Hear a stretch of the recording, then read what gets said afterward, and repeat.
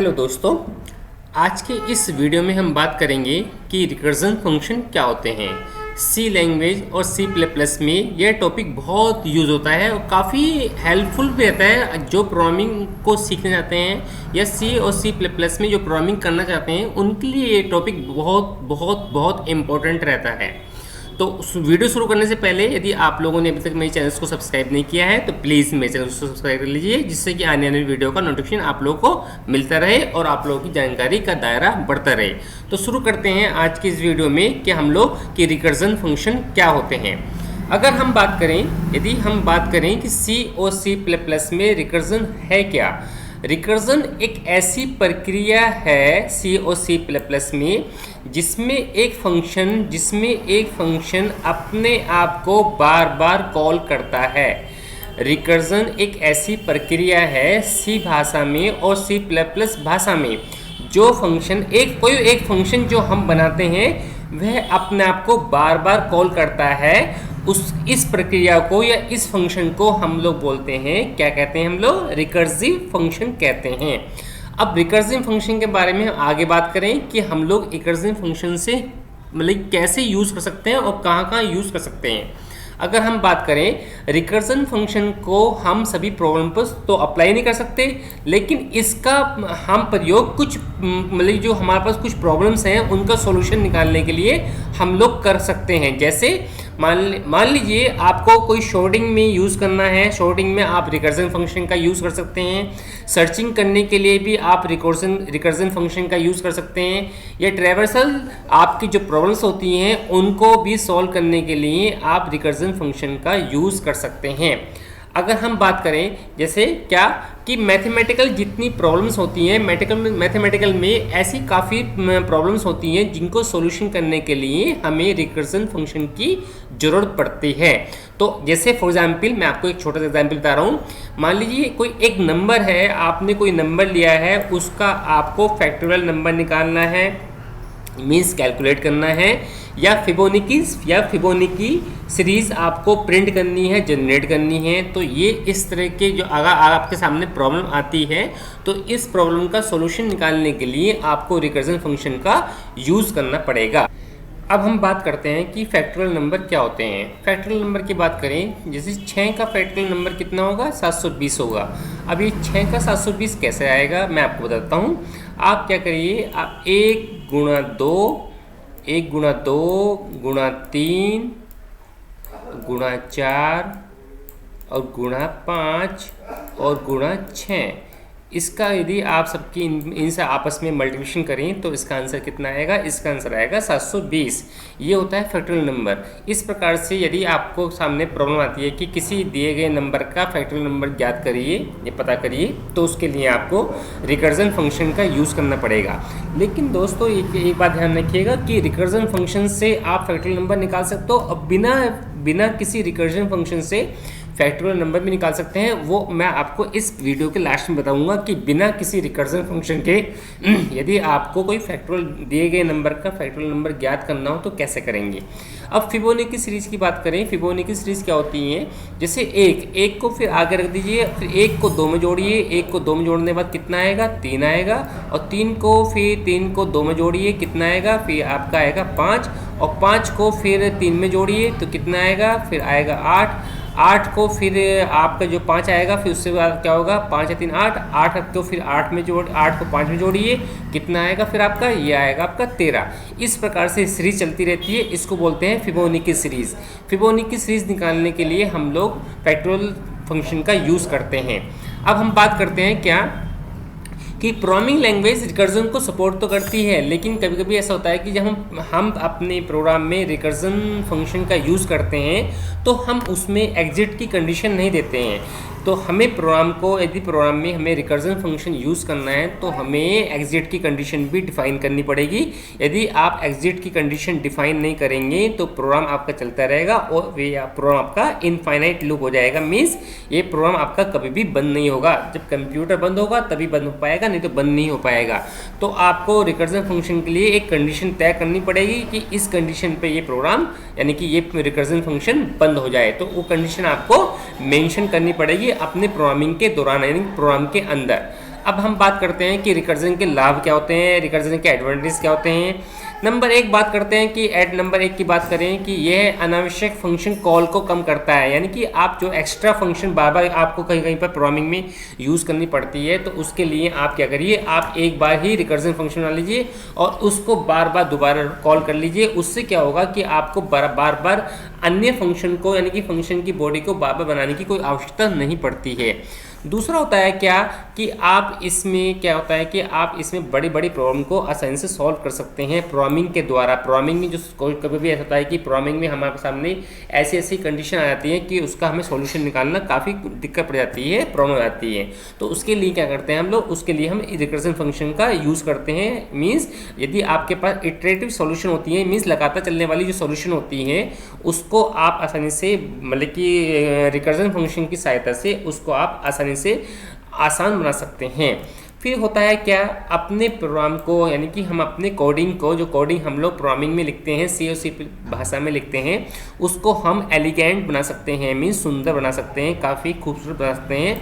ऐसा होता है कि प्रोग्रामिंग तो हम लोग करते हैं, लेकिन हम लोग प्रोग्रामिंग करते समय हम क्या होता है कि हम लोग प्रोग्राम बनाते हैं, लेकिन प्रोग्रामिंग का हम लोग अलाइनमेंट नहीं करते हैं। अलाइनमेंट से मतलब कि लेफ्ट करना, सेंटर करना, राइट करना। प्रोग्रामिंग में जो कमांड्स हमें लोग इंस्ट्रक्शन देते हैं, उनको हम 1 बाय 1 अलाइनमेंट्स करते रहना चाहिए। यानी कि प्रोग्रामिंग को हम जितना खूबसूरत बनाएंगे लिखते समय, उतना ही प्रोग्रामर को कोडिंग समझने में आसानी रहती है। अब बात करते हैं कि रिकर्जन फंक्शन बनता कैसे है। रिकर्जन फंक्शन बनाने के लिए हम लोग क्या करेंगे, रिकर्जन फंक्शन बनाने के लिए आपके सामने प्रोग्राम दिया है और मैं आपको बताता हूँ कि इस प्रोग्रामिंग में क्या होगा। इस प्रोग्राम में ये होगा कि आप क्या करिए, आपको पता है कि सी और सी प्लस प्लस भाषा में जितने भी प्रोग्राम बनते हैं वो शुरू कहाँ से होते हैं, वो शुरू होते हैं आपके वॉइड मेन से। तो आपको पहले वॉइड मेन बनाना पड़ेगा। वॉइड मेन में आपने क्या करना है, आपने 2 वेरिएबल लेने हैं। एक तो लेना है नंबर, एक तो नंबर लेना है जो कि इंटीजर टाइप होगा। एक लेना है फैक्ट फैक्ट ले लीजिए, एक नंबर ले लीजिए और आप नंबर में इनपुट ले लीजिए। यानी कि जो नंबर आप नंबर इनपुट लेंगे, यानी 6 नंबर लेंगे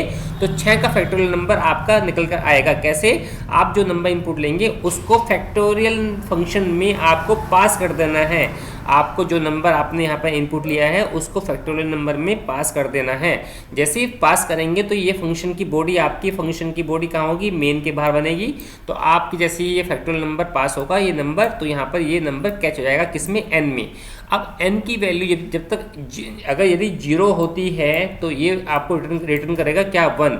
यदि 0 नहीं होती है तो क्या होगा कि आपका जो फैक्टोरियल नंबर होगा, यानी कि जो फैक्टोरियल नंबर में मान लीजिए आपने 6 दिया है, 6 - 1, तो वो n में गुणा हो जाएगी। n में क्या है 6 और 6 में क्या है 6 - 1 यानी 5, 5 गुणा 6। तो आपकी दोनों की मल्टीप्लिकेशन होने के बाद दोनों की क्या हो जाएगा, रिटर्न हो जाएगा। और रिटर्न होने के बाद फिर दोबारा से फंक्शन फिर दोबारा कॉल होगा, क्योंकि यहाँ पर हमने फंक्शन दोबारा से कॉल किया है। अब यहाँ पर हमने आर्गुमेंट फिर पास किया है। यहाँ पर क्या पास किया है, 6 में से 1 माइनस करने के बाद हमने फैक्टोरियल फंक्शन में फिर दोबारा से वैल्यू पास कर दी है। यानी कि ये फंक्शन बार बार कब तक कॉल होगा, जब तक कि n की वैल्यू 0 नहीं हो जाती है। जब तक n की वैल्यू 0 नहीं होती है ये फंक्शन बार बार अपने आप को कॉल करता रहेगा और इसमें से एक एक वैल्यू माइनस होती रहेगी। और ये माइनस होने के बाद इसमें गुणा हो जाएगी जो हमने नंबर यहाँ पर इनपुट लिया है। और उसके बाद में लास्ट में प्रिंट किया जाएगा, यानी कि जो रिटर्न होगा आपका वो क्या होगा, फैक्ट होगा। फैक्ट में वैल्यू आ जाएगी और फैक्ट को हम यहाँ प्रिंट कर देंगे। मीन्स 6 की वैल्यू आपके क्या निकल आएगी, 6 की वैल्यू जो आपका फैक्टोरियल नंबर होगा वो 720 आपका जो भी है वो आपका यहाँ पर प्रिंट हो जाएगा। ये तो होता है कि आप कैसे फंक्शन को कॉल करते हैं, कैसे वैल्यू को रिटर्न करते हैं। इसको आसानी से आप बनाकर समझ सकते हैं 1 बाय 1 कैसे होता है। लेकिन यदि फैक्टोरियल प्रोग्राम को फैक्टोरियल नंबर को बिना किसी रिकर्जन फंक्शन से हमें बनाना हो तो कैसे बनाते हैं, उसके लिए हमें चलना पड़ेगा सी लैंग्वेज पर। तो हम लोग सी लैंग्वेज को ओपन करते हैं और वहाँ पर देखते हैं बनाकर हम लोग क्या कि बिना किसी रिकर्जन फंक्शन के यदि आपको दिए गए नंबर का फैक्टोरियल नंबर पता करना हो तो कैसे करते हैं। तो उसके लिए हम चलते हैं सी लैंग्वेज। अब ये सी लैंग्वेज खोलने के बाद हम क्या करते हैं, हम यहाँ पर एक नई फाइल ओपन कर लेते हैं और नई फाइल ओपन करने के बाद सबसे पहले ये प्रोग्राम मैं आपको सी लैंग्वेज और सी प्लस दोनों में बना कर दिखाऊंगा कि दोनों में ये प्रोग्राम कैसे बन सकता है। बस छोटा सा चेंजेस करने पड़ेंगे, उससे क्या होगा, ये प्रोग्राम का सी में भी चलेगा और ये प्रोग्राम का सी प्लस में भी रन होगा। कैसे, आप क्या करिए, सबसे पहले आप सी लैंग्वेज की 2 हेडर फाइल को यहाँ पर आप लोग लिख लीजिए। कौन सी हेडर फाइल होती हैं आपको पता है, stdio.h, और दूसरी हेडर फाइल होती है आपकी include.conio.h। ये दोनों हेडर फाइल लिखने के बाद क्या करिए, आप वर्ड में लिख दीजिए। वर्ड मेन लिखने के बाद आपको क्या करना है, आप सबसे पहले फाइल को सेव कर लीजिए। फाइल को सेव करने के लिए आपको पता है, नहीं पता है तो नीचे देख लीजिए। ये F2 से आप फाइल को यहाँ पर सेव कर सकते हैं। आप F2 लिखिए और फाइल का नाम कुछ भी दे दीजिए। फॉर एग्जाम्पल हमने फाइल का नाम दिया रिकर REC.C दे दिया हमने, और उसको ओके कर देते हैं। और करने के बाद यहाँ पर हम 2 वेरिएबल लेते हैं, एक तो हम लेते हैं नम और एक लेते हैं रिकर्जन। रिकर्जन वैसे फंक्शन कुछ भी, मतलब वेरिएबल का नाम तो कुछ भी हो सकते हैं। अब हम क्या करते हैं, यहाँ पर CLR को हम यूज़ करते हैं स्क्रीन को क्लियर करने के लिए। अब हम इस नम में हम इनपुट लेंगे, यानी कि जो नंबर इनपुट लेंगे उसका हम फैक्टोरियल नंबर निकाल कर देखेंगे कि फैक्टोरियल नंबर कैसे निकलता है। तो अभी हम यहाँ पर क्या करते हैं, हम यहाँ पर एंटर एनी नंबर का एक मैसेज प्रिंट कर देते हैं, जिससे कि पता चल जाए कि हमारा यहाँ पर एक नंबर हमें इनपुट लेना है। अब उसके बाद स्कैनएफ से आप इसमें इनपुट ले लीजिए। कैसे स्कैनएफ से इनपुट लेना आपको मैं पहले भी प्रोग्राम में बता चुका हूँ, पहले जो मेरी वीडियो है उसमें बता चुका हूँ कैसे इनपुट लेते हैं। यदि आप लोगों ने वीडियो नहीं देखी है तो मेरे चैनल से पहले वीडियो को आप लोग सी और सी प्लस से संबंधित वीडियो को देखकर उससे सीख सकते हैं कि सी में प्रोग्राम को बनाना कैसे हम लोग आसान तरीके से बना सकते हैं। इसके बाद क्या करना है आपको यहाँ पर क्या करना है, आपको कुछ नहीं करना है, एक वेरिएबल आपको यहाँ पर और लेना पड़ेगा क्योंकि हमें लूप भी चलाना है। तो हम एक वेरिएबल लेते हैं यहाँ पर आई। उसके बाद हम क्या करते हैं दोस्तों, हम यहाँ पर फॉर लूप यूज़ करते हैं। फॉर लूप यूज़ करने के लिए क्या करते हैं हम लोग, हमने कहा आई बराबर नम, यानी कि नम में मान लीजिए 5 है तो आई की वैल्यू किस में, नम की वैल्यू किस में पहुँच जाएगी, 5 में। उसके बाद क्या करना है, फिर आई को चला देना है आपको कब तक, जब तक कि 0 के बराबर ना हो जाए, यानी कि 0 से बड़ी ना रहे। तो आई को क्या कर देना है, आई को माइनस कर देना है, यानी कि आई में यदि 5 है तो आई की वैल्यू 0 तक चलेगी और माइनस होता रहेगा। उसके बाद लूप को बॉडी स्टार्ट करिए और जो फैक्ट वेरिएबल लिया है आपने, उस फैक्ट वेरिएबल में आई की मल्टीप्लिकेशन कर दीजिए। उस फैक्ट वेरिएबल को क्या करना है, आपको आई की मल्टीप्लिकेशन करनी है और उसके बाद इस लूप को यहाँ पर बंद कर देना है। अब यहाँ पर आप जो भी फैक्टर में वैल्यू आएगी वो वैल्यू आपकी प्रिंट कर दीजिए, किससे, प्रिंटएफ से। कैसे, मैं प्रिंट करके दिखा देता हूँ। मैंने कहा द फैक्टोरियल नंबर इज, आप यहाँ पर परसेंटाइल डी से फैक्टोरियल नंबर को प्रिंट कर दीजिए, फैक्ट को। अब हम देखते हैं कि हमारा वैल्यू यहाँ पर नहीं बनी है, तो गेट सी एस से आप F5 से फुल स्क्रीन कर दीजिए और गेट सी एस से क्या कर देना है आपको, गेट सी एस से यहाँ पर आपको ये कर देना है और आप इस फाइल को दोबारा से F2 से सेव कर दीजिए। अब हम इस प्रोग्राम को रन करते हैं। रन और प्लस कंपाइल करने के लिए मैं आपको पहली वाली वीडियो बता चुका हूँ, क्या करना है आपको, Ctrl+F9 कर देना है। जैसे ही Ctrl+F9 करेंगे, चलो एक छोटी सी एरर आई है, एरर क्या आई है देखते हैं। यहाँ पर फैक्ट नहीं है, यहाँ पर हमने ऊपर जो वेरिएबल लिया है, हमने वेरिएबल क्या लिया, हमने रिकर्जन लिया है, फैक्ट नहीं लिया है हमने, यहाँ पर फैक्ट गलत ले लिया है, रिकर्जन। ओके, ये लेने के बाद फाइल को सेव करिए और सेव करने के बाद फाइल को दोबारा से प्रोग्राम को रन करिए Ctrl+F9 से। अब एक एरर फिर आई है, एरर क्या आई है देखते हैं। यहाँ पर भी आपको क्या करना है, यहाँ पर भी आपको REC फंक्शन यूज़ करना है, ना कि फैक्ट। फाइल को दोबारा F2 से सेव कर दीजिए और फाइल को कंपाइल करना है Ctrl+F9 से। जैसे ही आप रन करेंगे तो आपके सामने पूछेगा कि आपको कोई नंबर इनपुट देना है। मान लीजिए 6 नंबर दिया मैंने, जैसे कि मैं वीडियो में बता रहा हूँ कि 6 नंबर का फैक्टर नंबर कितना आएगा, 720। इस प्रकार से आपका यहाँ पर प्रिंट हो जाएगा। तो अब ये आपका हो चुका है, किसमें, ये प्रोग्राम हो चुका है आपका सी लैंग्वेज में। यदि इस प्रोग्राम को C++ में बनाना है तो कुछ नहीं करना है आपको, आप इस प्रोग्राम को सेव एज कर दीजिए और फाइल का नाम दे दीजिए कुछ भी। फॉर एग्जाम्पल मैंने फाइल का नाम दे दिया fact.cpp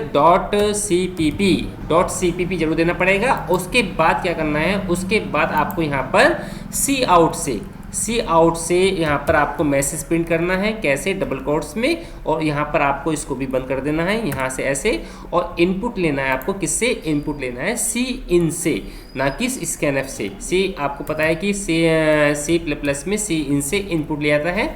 इनपुट लेने के बाद आपको क्या करना है, आप नीचे आइए, जहाँ पर प्रिंट किया आपने, इसको प्रिंट इससे नहीं करना है, अब प्रिंट करना है सी आउट से। अब सी आउट से प्रिंट करने के बाद आपको क्या करना है, आपको यहाँ से ये भी परसेंटाइल डी भी आपको ख़त्म कर देना है और यहाँ पर आपको डबल लेस देन लगाकर रिकर्जन वेरिएबल को प्रिंट कर देना है। ये हो चुका है आपका कौन सा प्रोग्राम, C++ में। देखो प्रोग्राम में छोटे से चेंजेस किए और ये प्रोग्राम आपका C++ में बन जाएगा। फाइल को सेव करिए, सेव करने के बाद प्रोग्राम को रन करिए कंट्रोल F9 से। जैसे ही रन करेंगे एक छोटी सी गलती आई है, क्या गलती आई है देखते हैं। सी आउट ऊपर हमने हेडर फाइल यूज़ नहीं करी है, ऊपर हमने C++ में जिसमें सी आउट और सी इन आपके फंक्शन ये होते हैं कंसोल आउटपुट और कंसोल इन होते हैं, उसके लिए हमें ये ऊपर कौन सी फाइल यूज़ करनी पड़ेगी, iostream.h हेडर फाइल आपको ऊपर यूज़ करनी पड़ेगी। तो यहाँ से F2 करके सेव कर दीजिए और प्रोग्राम को रन करके देखिए क्या होता है। प्रोग्राम आपका रन हो चुका है। आप दोबारा से यहाँ पर 6 नंबर दीजिए, एंटर करिए, 720 का आंसर आ चुका है। इस प्रकार से हम किसी भी नंबर का रिकर्जन के द्वारा भी और बिना रिकर्जन से भी हम लोग फैक्टोरियल नंबर निकाल सकते हैं। तो दोस्तों कैसी लगी वीडियो में मुझे कमेंट में लिख के जरूर बताइएगा कि यदि वीडियो से आपको हेल्प मिल रही है तो प्लीज़ मुझे कमेंट में लिख के जरूर बताइएगा। और आने वाली वीडियो के लिए आप लोग मेरे चैनल को सब्सक्राइब करिए, जिससे कि आने वाली वीडियो का नोटिफिकेशन आप लोगों को मिलता रहे और आप लोगों को जानकारी का दायरा बढ़ते हैं। तो आज के लिए इतना है, फिर मिलते हैं नेक्स्ट वीडियो में नई जानकारी के साथ।